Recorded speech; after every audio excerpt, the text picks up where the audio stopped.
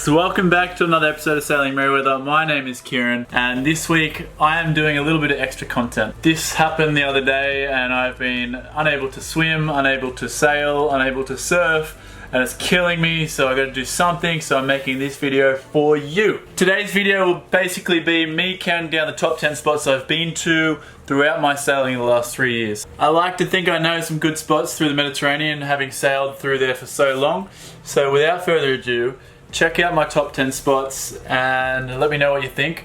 I would love to hear some more spots from you guys if you have any. Number 10 on the list is a city called Dubrovnik in Croatia. Dubrovnik Croatia is home to one of the more beautiful castles that I have seen. If anybody has watched Game of Thrones, it is the main setting for King's Landing, one of the more popular location shots. As far as anchoring near the old town goes, it's not very good.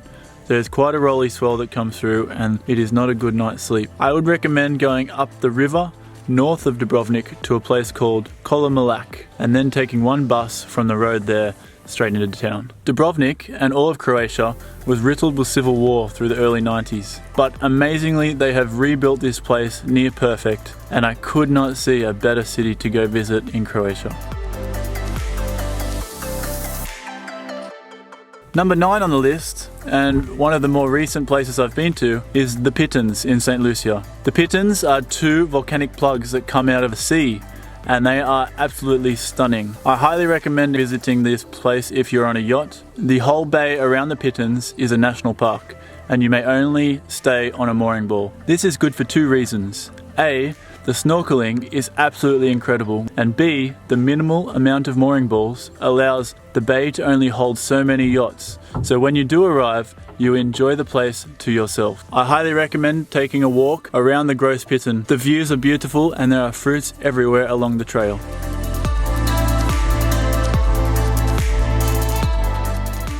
Number 8 on my list is Sardinia as a whole. The whole of the island of Sardinia is just a beautiful, beautiful haven for sailing. There are anchorages everywhere and the water is so clear. I highly recommend, if you're around the Mediterranean, to don't miss Sardinia. My only advice would be when traveling in between Corsica and Sardinia to be very aware of the wind. In between Corsica and Sardinia has been some of the strongest, consistent wind I've ever experienced in my entire life. Be cautious when sailing in between these two beautiful islands.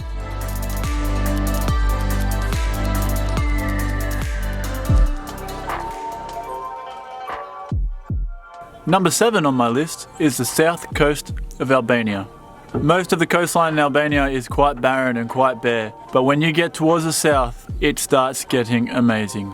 It took me completely by surprise to see such landscape, such greens, such blues coming out of what is mostly a barren coastline. With plenty of anchorages and the cost of living quite cheap, South Albania was a very big spot for me.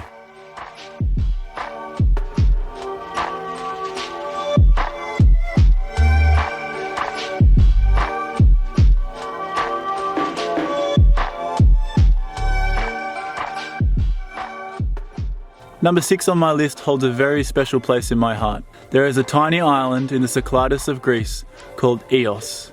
I highly recommend to any yachties going near this island to stop by. The atmosphere, the people, the location is beautiful. You cannot go wrong when visiting Eels.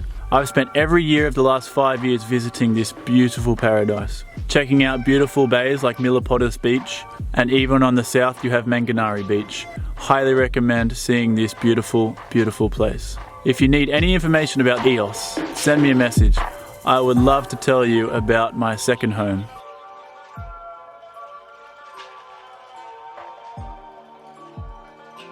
Number 5 on the list is a brand new one I've just discovered, called Tobago Cays in the Grenadines. Tobago Cays is filled with reefs and little islands. The only inhabitants of this beautiful place are other sailing vessels. The people we met here have been friendly. The location is so beautiful with blues and aquas we've never seen before. There are reefs all around us with beautiful sea life, a turtle sanctuary right in the middle of the bay, and just unbelievable underwater views.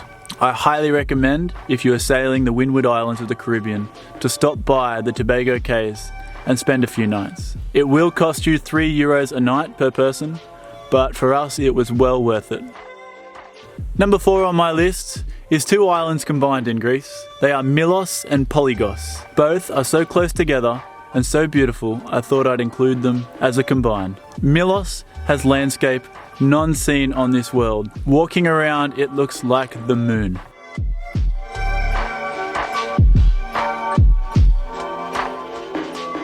Paligos also has these white, beautiful cliffs that rise up from the blue water and make for a stunning backdrop. I would highly recommend anybody around Greece, if you're doing the Zakynthos Islands, stop by these 2 beautiful islands. The cost for a sailing vessel around these parts is very cheap. Many ports will take you for under 15 euros a night, and most of the villages are very busy with beautiful atmosphere of restaurants and top churches. Number 3 on my list is a little island off Croatia called Tellus Island. The great thing about Croatia is you have so many islands that are all national parks, and you can only get to them by sailboat. Tellus Island being a national park, you have to pay for a mooring ball, which is only about 5 to 10 US a night, but depending on your size. Tellus Island has a beautiful saltwater lake above sea level. It sits upon the top of cliffs and overlooks beautiful oceans. In my first month of sailing, to find this amazing spot was mind-blowing. I will always remember first discovering Tellus Island.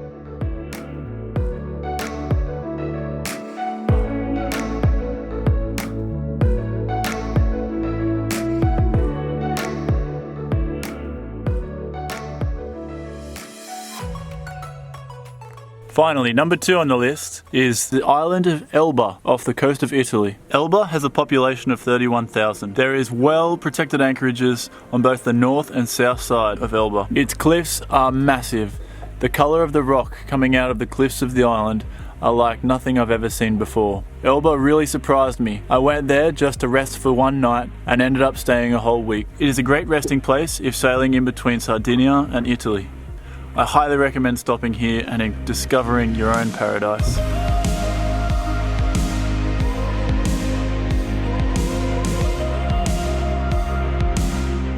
The last one on my list, the number 1, the one that just blows my mind every time I see it, is a place called Navajo Beach, better known as Shipwreck Beach, on the island of Zakynthos, Greece. The west coast of Greece is one of its most beautiful parts, and at the most picturesque spot, you have Zakynthos. Having white cliffs as high as the Empire State Building and blue water deeper than the Atlantic, Zakynthos is one of the greatest spots I have ever been to. I have been there twice in the last 2 years, and every time it just blows me away. For sailboats, there are many places to anchor around the island, and the marina is quite cheap if you know how to do it. The winds are quite low in the peak of summer, so if you're trying to sail through, I recommend doing it early or late in the season. If you want to see Zakynthos at its best, you should be there in the middle of summer to experience one hell of an amazing spot.